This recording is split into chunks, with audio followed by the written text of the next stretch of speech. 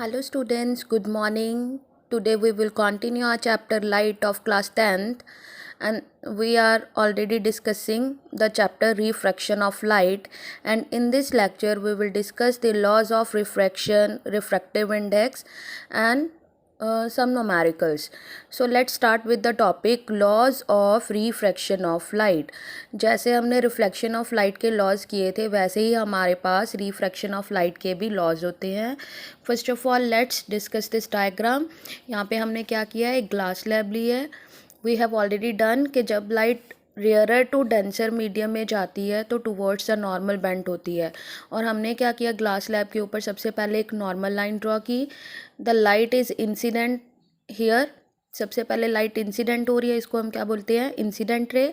अब देखो जो लाइट है अगर एयर से ग्लास में जाएगी तो ऑब्वियसली जो ग्लास है उसकी डेंसिटी ज़्यादा होती है एज़ कम्पेरेटिवली एयर. तो जो लाइट है वो कहाँ पे बेंड होएगी, टुवर्ड्स द नॉर्मल. और जो लाइट बेंड हो रही है इसको हम क्या बोलते हैं, रिफ्रैक्टेड रे. And the angle between normal and incident ray is called angle of incidence, and the angle between normal and refracted ray is called angle of refraction. अब चलो फर्स्ट लॉ देखते हैं. जो फर्स्ट लॉ उसमें क्या है, the incident ray, the refracted ray and the normal at the point of incidence all lie in the same plane. इसका मतलब है कि इंसिडेंट रे, रिफ्रैक्टेड रे एंड नॉर्मल वो सभी कहाँ पे लाई करते हैं, एक पॉइंट पे ही लाई करते हैं, मतलब एक प्लेन में लाई करते हैं. The second law is the ratio of sine of angle of angle of incidence to the sine of refraction is always constant for a given pair of media. मतलब क्या है, जो रेशो है sine of angle of incidence मतलब sine I to the sine R वो हमेशा क्या रहते हैं, कांस्टेंट. और इस कांस्टेंट को हम किससे डिनोट करते हैं, with N. What is N? N is refractive index. Now what is refractive index. अब ये रिफ्रैक्टिव इंडेक्स होता क्या है, it is defined as the speed of light in one medium to the speed of light in another medium.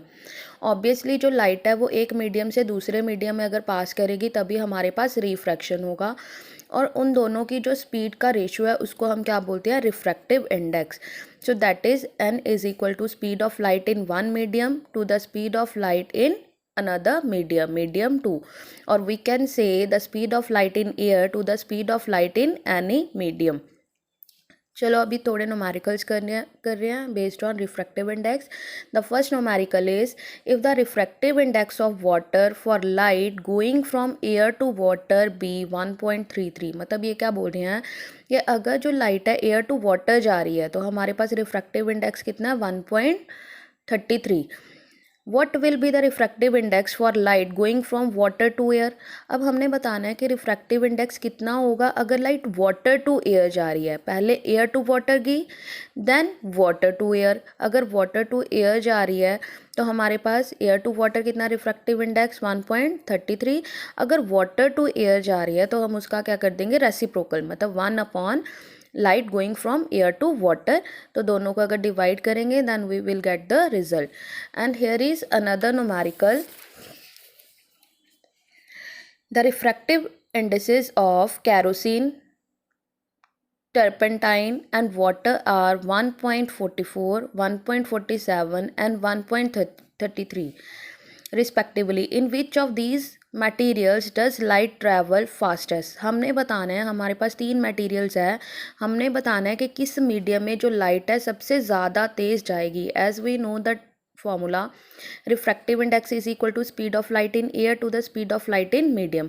अब हमने speed बतानी है तो अगर हम स्पीड को इस साइड लेके जाएंगे, रिफ्रैक्टिव इंडेक्स को डिवाइड कर देंगे यहाँ पे, तो ये देखो फॉर्मूला से बिल्कुल क्लियर हो रहा है कि जो speed of light in medium वो मैक्सिमम होएगी अगर रिफ्रैक्टिव इंडेक्स क्या होगा, lowest.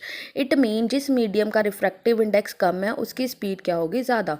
And here the refractive index of kerosene is 1.44, turpentine is 1.47 and water is 1.33.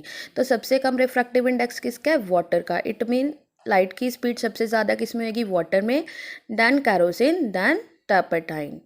Next we will continue in our next lecture. Thank you. Have a nice day.